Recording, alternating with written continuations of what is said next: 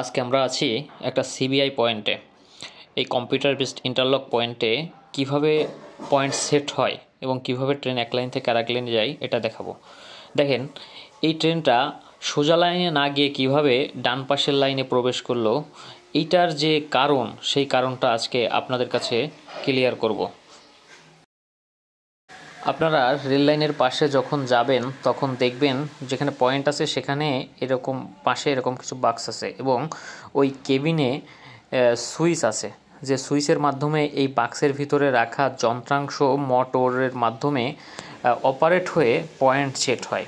তো পয়েন্টটা কিভাবে সেট হয় সেটা আপনাদেরকে দেখাবো। দেখুন, এখানে দুইটা লাইন আছে, একটা ডান দিকে চলে গেছে আর একটা সোজা চলে গেছে। তো এই যে ফাঁকা জায়গাটা দেখতে পাচ্ছেন, যখন পয়েন্ট সেট হবে তখন এই ফাঁকা জায়গাটা হচ্ছে মিশে যাবে এবং এই পয়েন্টটা এখন সোজা লাইনে সেট আছে। তো যদি কোনো ট্রেন এদিক থেকে আসে তো এটা সোজা লাইন নিয়ে চলে যাবে। আর যখন এই ফাঁকা জায়গাটা যখন পূরণ হয়ে যাবে বা ফাঁকা জায়গাটা যখন মিশে যাবে তখন এই ট্রেনটা সোজা লাইনে যেতে পারবে না, তখন হচ্ছে ডাইন পাশে ঠিক এরকম ফাঁকা হয়ে যাবে এবং এই ট্রেনটা একদম আপনার বাঁকা দিকে চলে যাবে। ডাইন পাশে এই যে লাইন গেছে এই লাইনে চলে যাবে।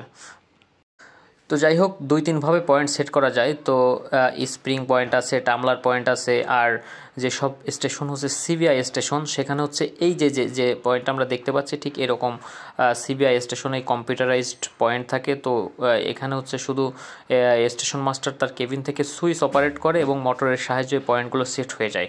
এবং এই সব পয়েন্ট, এই যে পয়েন্টগুলো দেখতে পাচ্ছেন, এই পয়েন্টগুলো সেট করার জন্য শুধু সুইচই যথেষ্ট এবং এখানে আসা লাগে না পয়েন্ট সেট করার জন্য। ধন্যবাদ সবাইকে।